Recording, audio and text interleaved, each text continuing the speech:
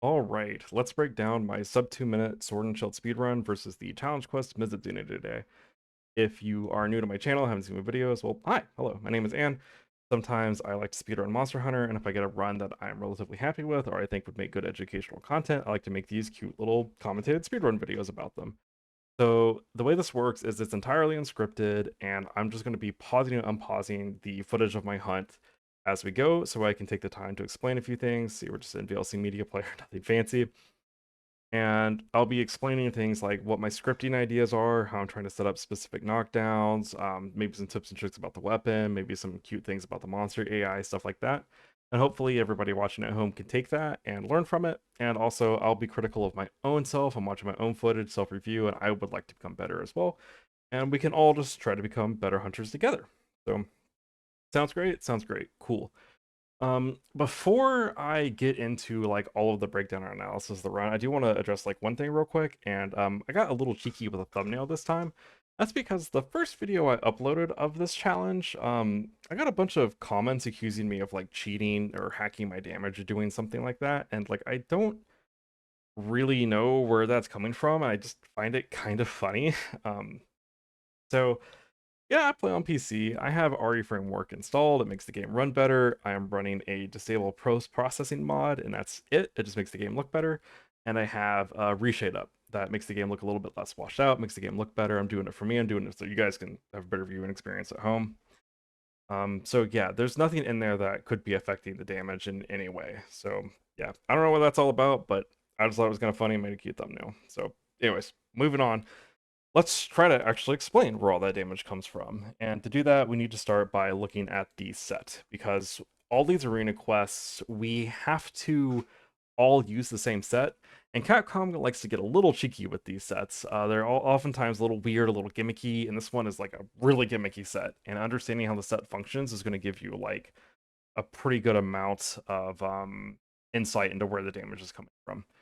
So first things first, with the armor skills, we have burst going on. And we have the two-piece Guardian Ebony Adogaron set bonus, which enhances burst a little bit further.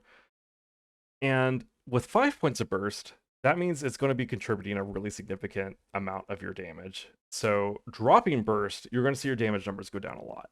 So if you ever drop burst, like even just like 2 or 3 times over the course of your hunt, it really hurts your damage. You got to rebuild back up all the burst hits to get there. It doesn't seem like a lot, but it really adds up, particularly if it's happening more often to you.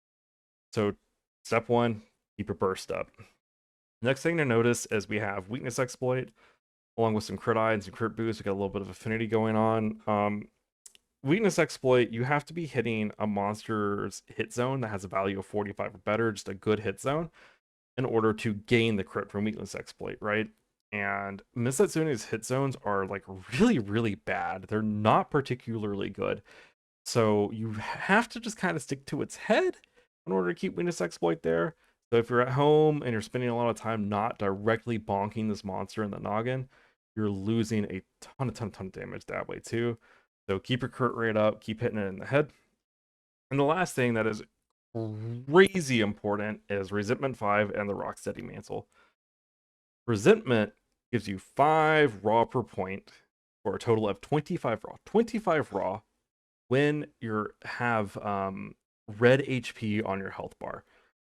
And we have the Rocksteady Mantle, and this is a cute little combo where the Rocksteady Mantle allows you to super armor through hits while still like hitting the monster or performing actions, and all the damage you take just becomes red HP. So whenever you use your Rocksteady Mantle for uptime, you're also proccing your resentment at the same time, which is great. Having decent resentment uptime using it at critical moments can add like quite a bit of damage. Not using resentment well will cost you like 20 seconds, 30 seconds easily in an optimized run, and then less optimized runs even more. So that's a super important thing you want to try to use if you're doing this quest at home. And the last little thing to point out is they gave us the Mizutsune weapon here, which is a bit of a weird choice because it deals water element damage on a weapon that likes element damage against a monster that's immune to water element. So we're losing all of our element damage. In a lot of matchups, our element damage makes up around 5 to 8% of our damage. All of that's gone here. So why would they give us this silly little weapon? Well, The weapon has a unique skill to it called Slicked Blade, which is very funny, and it's every time your hunter is wet, you gain some crit rate. In this case, I think it's like 9%. I forget. It's some crit rate that is important. Mizutsune is one of the few monsters in the game that has a bunch of moves that just spit water and bubbles and other stuff at you. If you get hit by that, hunter becomes wet, you get that little bit of affinity. You have the Rocksteady Mantle. You can get your Resentment and your Slick Blade up at the same time if you just eat a hit that is a water-based attack. So, yeah. We're going to combine all of that. All of that's actually going to matter inside the speedrun. And I'm going to be pointing out to you when that matters. So let's just go ahead and get straight into the gameplay.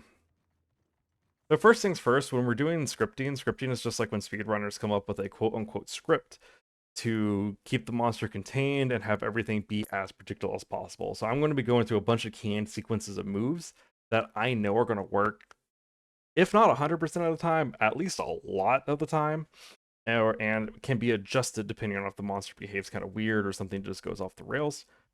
My opener is always going to be the same every time I do this run. There are a few different ways to do this. This is the way I do it. I don't know if it's the best, but it gets the job done. So we start by putting on the Rocksteady Mantle when getting off the Chocobo. And the thing is, the Rocksteady Mantle needs to be on for some very specific hits in this fight, and we're putting it on now because this is the fastest way to do it. And those hits are, there's going to be a roar early on, and then later on, we're going to absorb 2 specific attack hits and another roar. So 4 instances where the Rocksteady Mantle is going to matter. The Rocksteady Mantle has a property to it where if you get hit, its cooldown goes down as well. So absorbing hits with this will make it go away faster. And I need this thing to last a very specific amount of time. So I'm putting it on early. If I eat any hit I did not intend to already take, my entire script falls apart and the run is dead. I would just reset. If you're at home, you're not going for a top competitive time, you don't need to put this on right away. You can adjust your opener to not use it. And I would put it on at the start of phase 2. But I need to put it on here now just to save a little bit of time and set a few things up for later. So here's the opener. We're just going to do a sneak attack, and then we're just going to do some chops. I'm moving in this weird pattern because I'm trying to hit its head, but also end up in a specific spot. I just need a specific amount of damage to go into the head. It doesn't need to be perfect. I need to be positioned about where I'm at, because after the sneak attack, Mizutsune is always going to jump away and roar, and the direction it jumps in is based on where your hunter is standing. It always goes in the opposite direction of where you're standing. So I'm standing over here to my left, he's going to spin out to my right, and I want this to be predictable. At the end of our chop combo, we get an enhanced charge chop. I need all this damage to go in, and I want it to stack on the side of its head. We're going to slide over and catch this roar. Now, this sliding swipe doesn't actually invuln through the roar. The Rocksteady Mantle is allowing me to go through this. So that's just a timing thing. I need it to be timed this way so I can start doing this Shield Basher combo. And I know that every single time I do this, at some point in the Shield Basher combo, I'm going to get the first head break and Mizutsune is going to flinch. It could be on the first hit, the second hit, the third hit. It can even be on the Spinning Reaper I'm about to do at the end of this combo. I just make small little adjustments depending on when it breaks so I can set everything else up correctly, but it's super consistent and making adjustments is super easy. And that always allows me to end in this little charge chop, and it's going to open up a wound on its head. Now, when I'm doing this charge chop, the monster is always going to stand up and immediately try to get away from me. There are 3 different things it can do. One is spin around in the circle, another is run away and then come back and spin at me, the third is to run away and do a double flip. If it does this cute little spin like this, I can just get this focus strike right away and go directly into my script. If it goes away from me a little bit further, I will lose 2 to 4 seconds depending on which move it does. That's still a viable run most of the time if you're not trying to get the very tippy top time. If I get lucky, I can open this wound up in a way where the monster doesn't get away, and I can just focus strike it right away, which is the fastest time. It saves about 2 seconds to do it that way, but that's a small amount of variance in RNG that I can account for. But anyways, we focus strike and we're going to upswing bash. We're doing this because it deals a bunch of KO. If you don't know, the upswing bash from focus strike deals like a hammer's combo worth of KO. It is an actual ton. And the falling bash after just is icing on the cake. Like, it is 110 KO total. It is a ton of KO. And combined with the bashers I did in my opener earlier, he's going to go to sleep. And this happens 100% of the time. I know it's going to happen. It's guaranteed. So far, everything is 100% on rails. I don't have to think about anything too difficult. and then I'm immediately going to go into a Perfect Rush. Perfect Rush is our optimal combo after Title Update 2 whenever the monster is down, so I want to be doing it anyways. And in this particular run, Perfect Rush is extremely important because A, it saves sharpness, the sharpness of the weapon's really bad, and B, I really want to stack a bunch of KO. Because we are going to be doing a double KO route later. Nice spoilers for the end of the run. So we stand up, and we immediately set up this little flinch here. Now this little flinch, believe it or not, is guaranteed, and so is the situation that comes after. And it's going to look a little bit weird if you stop and look at it slowly. Notice how I do this little circle? I'm waiting for the monster to stand up so I can actually time this in a specific way. And if I deal too much damage to the head might break early and not give me the knockdown. So we're going to do Hard Basher 1, 2, and then on the third one, we're going to get an Exhaust Flinch. And the reason this works, I'll explain the exhaust in a second, but I need the monster to fully stand up out of its animation. If I do this mistimed, it's not going to work. But notice right here how it changed to red. If you time this well enough, you'll be able to hit this right when the monster is about to run away and do its enrage screen, interrupting it out of it.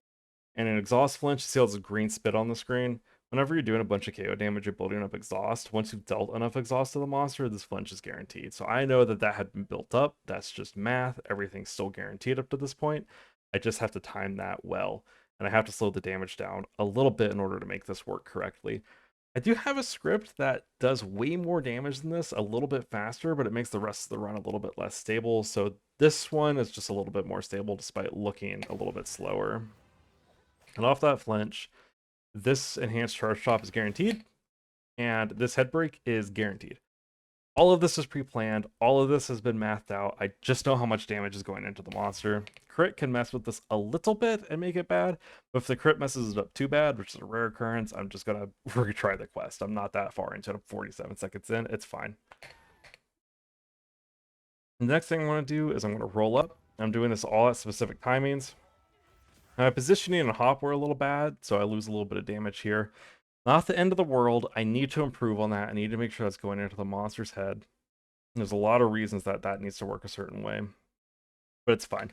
The run's still viable. I just need to recalculate specifically some KO damage and stuff later, but it's okay.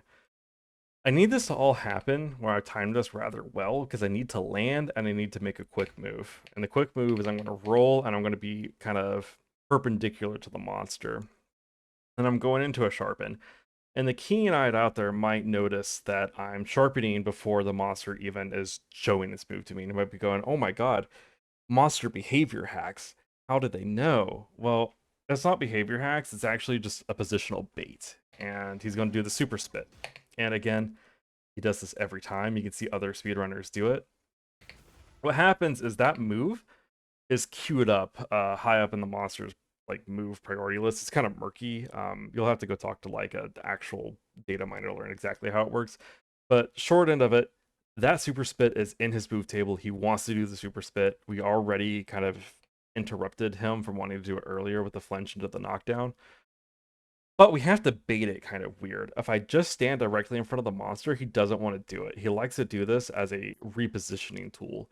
So if you get off axis with monsters in Monster Hunter, they are programmed to behave in very specific ways where they want to do some type of move or movement to realign with you.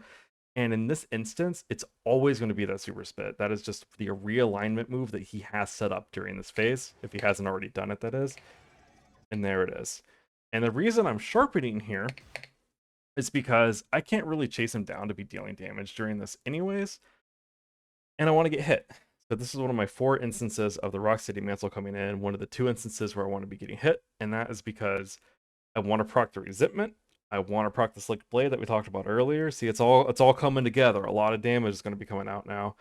And the Sharpen allows me to maintain that white sharpness, which is just a higher damage multiplier than blue sharpness for longer. So all of this is planned out in a specific way to try to maximize the amount of damage I have available to me. The stamina debuff from the water, it doesn't matter. Sword and Shield just generally does not care about stuff like that. But I mess up and I roll cancel my my sharpening a little bit late, which is unfortunate. This combo here I'm doing is always guaranteed to have happen, and I whiffed a little bit of stun. It's not a big deal. I just need to keep calculating things. So we go into enhanced charge chop. If I'd been a little bit faster, I could have done a I could have done a slightly better combo. And also you'll notice my burst reactivated here. The only time I drop burst in the entire run is when I'm sharpening. And if I'm tight enough, I don't actually drop the burst there. But that's one little burst drop, so that's a little bit of damage gone. You can see the numbers actually kind of creeping up as the burst procs activate. But anyways, I need to end this fast enough so that I can get that focus strike on there. If I had been a little bit cleaner, I would have done all that with no issues. I would have got a Spinning Reaper in there instead. Again, it's not the end of the world. I make mistakes in this run, but I'm still on pace. I still want to keep practicing my script, things like that. The script is still intact. We're just going to go for it. And once again, we're going to stack up some more KO and go into these head basher combos. Now, let me talk about this head basher for a second, because if you're familiar with Sword and Shield, you've probably been watching this video going, what's with all the head basher? What's with all the shield basher going on? And a few things are happening. So first off, remember at the start when we were looking at the set, I mentioned that we don't have elemental damage anyways. It makes our slash combos slightly worse, and it makes our bash combos a little bit better. The gap closes just a little bit because the bash combos don't have any element anyways. Slash combos still deal more damage, but again, the gap is lessened. The next thing is that the sharpness on this weapon is really bad, so preserving some of that sharpness so that we can actually be in white sharpness for the big perfect rushes that we have coming up, that's pretty important too. The other thing is that we're already stuck hitting this monster in the head due to its bad hit zones and us relying on things like weakness exploit and stuff like that. I might as well stack up some KO because we can go for a double KO route that allows us to get even more damage. So it's like a number of mitigating factors that just make this a little bit less bad and make it more adaptable to a script that we're trying to do. And we're still getting enhanced charge shots at the end of all these combos, so it's fine. The damage isn't really that bad here for what we're doing. Now he's going to go into Soul Seer mode. You can note that this is going to happen by achieving specific damage thresholds. Most of the time I get this far in the script, this happens. If I make too many small mistakes, then this doesn't happen, but we're here. It's great. Things are happening. We're going to do our Shield Basher combo. Slight mispositioning. The positioning is really messed up because of this wall over here. You'll notice actually earlier, if you play a lot of Sword and Shield against this monster, you'll be like, how do you get 2 hits out of this, for example? That's that wall there making the monster not move as much as I was predicting for it to happen. It's just unfortunate. But again, we're on pace. We're still on pace. Now, remember when I said I needed that Rocksteady mantle to last for a very specific amount of time? My resentment just wore off. So what do you think I'm about to do next? That's right. We're going to get hit by the big tail slap. I want to take the damage. I want to have a bunch of red HP so I can have my resentment activated. And this is the last thing that the Rock City Mantle is going to do for me. So if I get to this point and I don't have Rock City Mantle and I can't just completely eat this tail flip, it's done. So the script is completely over. But now I have that resentment up. Rock City Mantle did its job. It's done. And we're back to doing combos. Now, right here, I miscalculated the stun. So because I made those errors in the stun earlier, I predicted that the script would branch a little bit. So normally I would get the stun here. But because I missed so many, I figured I would go for an alternative where after he does this move, he is always going to do an evasive spin. Always. If I'm positioned this way, the evasive spin always happens. And I can finish the perfect rush and land on top of his head during that move, and it's going to KO him, and then I'm going to resume the script. It's a small time loss, but it's fine. Instead, this happens, and I believe this happens because when I got the double hit on the falling bash, it was just enough KO to drive him over the edge. So, oopsie doopsie. This is a huge error, and now my run, as far as trying to get a complete top time, it's dead in the water. Okay, the script is off. It's done. However, I'm still on pace to potentially get a sub 2, which is my target time. That'd be a personal best for me so far. And rather than just give up on the spot because I'm not competing for the very top spot, I need to keep working and do my personal improvement. And also, I'm going to go into recovery. So what makes this a good video is that if you are having a good run and something goes wrong, figuring out how to recover it, you can do that. You can just John Madden your ass through this and figure it out. That's what I'm going to try to do. This whiffs and I'm like, okay, well shit, I need to know what to do here. I know that I have enough time to do some basic combos and a perfect rush when the monster is KO'd like this. So I know that I just wasted some time. I could play it safe and just go for a perfect rush, and nothing can go wrong with me going for a perfect rush. See, it's fine.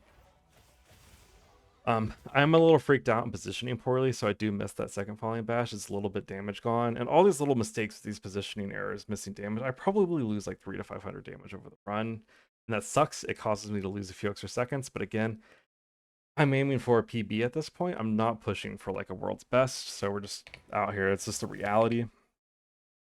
I see he's still taking time to stand up, so I take the time to get a couple extra free hits in, and then we're going to drop the trap. Normally in the script, after the KO there, I would drop the trap anyways. So I'm somewhat back on script, but here's the thing. At the end of this falling bash, the monster on my regular script is supposed to die, but I've made too many mistakes that it's not dead, and now my resentment's worn off. You see how everything's supposed to line up with the specific timing? Oops. So I need to recover. And remember that trick I was talking about with the exhaust flinch earlier? Well, we can just do that again. See? Same trick as before. That's all guaranteed. Nothing weird happening. And I know even if that's mistimed to be on the second hit, I can just whip the third hit and do this enhanced charge top. And this is where I was hoping the monster would die. But because of all that damage I missed earlier by just making just those little mistakes, it's not quite there. I didn't get enough crits or whatever. Who cares? So I stand up, and I'm just going to be doing basic sword and shield combos, hoping I have 4 seconds. This is just full Hail Mary. Please, please, please, please fall over. It fell over. And now we got a 158. We got a PB. We got a sub 2.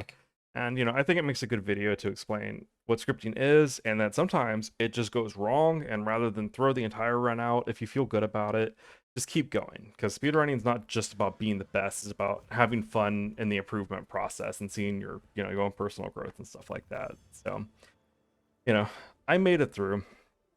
I got the PB. I got a sub 2. And there are a bunch of steps in there that I still think people can see from the run and piece together their own ideas of how they'd want to achieve their own times. If you're at home watching and you were like, oh my god, I don't think I do anything to get a sub 2, so take some of those tricks with like the resentment, the rocksteady mantle, with the keeping up the damage on the head. Make sure you get a KO in there. Try to carefully time your head break. Learn how the monster likes to move, things like that. And you could probably take your time all the way down to a sub 3 if like you really give a good try at it. Maybe even sub 230. But if you're in that like 230 to 3 minute range, hitting sub 230, you're doing really great. And you know, I would just encourage everybody out there to give it their best shot to try to, you know, see what kind of times they can get. So yeah. Anyways, that's all I have for you today. I hope it went over everything. If I missed anything, you could like catch me in the comments and I'll try to like explain something or other. But yeah. So guys, thanks for watching, and hopefully I'll see you in another run like this sometime later down the road.